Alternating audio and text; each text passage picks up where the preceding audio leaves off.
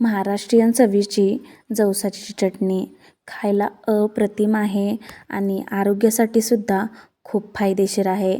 कारण ह्यामध्ये omega 3 fatty acid असल्यामुळे कोलेस्ट्रॉल कमी ठेवण्यास मदत करते.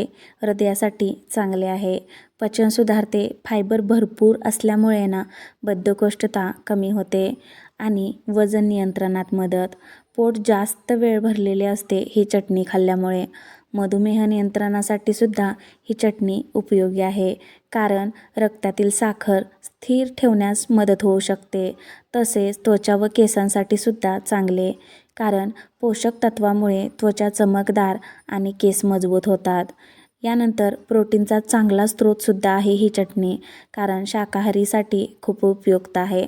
तसेच हाडासाठी सुद्धा फायदेशीर.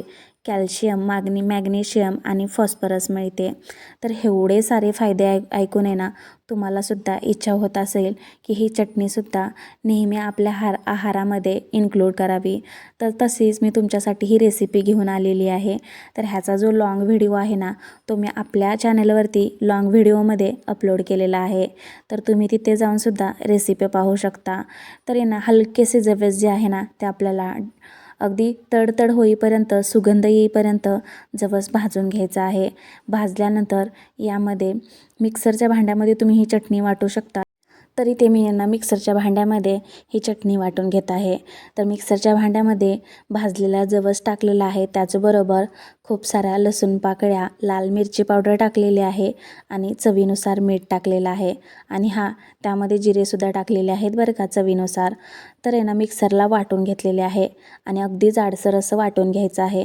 आणि पाहू शकता किती मस्त आणि सुगंध तर खूप छान येत होता बरं का. तर महाराष्ट्रीयन चवीची अशी पारंपरिक कोरडी चटणी तुम्ही तुमच्या आहारामध्ये सुद्धा नक्कीच आवर्जून इन्क्लूड करावी. चटणी खाण्याचे अनेक फायदे ऐकून तर मला वाटतं तुम्ही ही रेसिपी आजच करून पाहावी. रेसिपी कशी वाटली? आवडल्यास लाईक करा, शेअर करा आणि अशाच नवीन नवीन रेसिपी पाहण्यासाठी आपल्या चॅनलला नक्की सबस्क्राईब करा. आणि ह्याचा जो डिटेल व्हिडिओ आहे तो आपल्या पेजवरती आहे. तर तो सुद्धा तुम्ही आवर्जून पहा. धन्यवाद.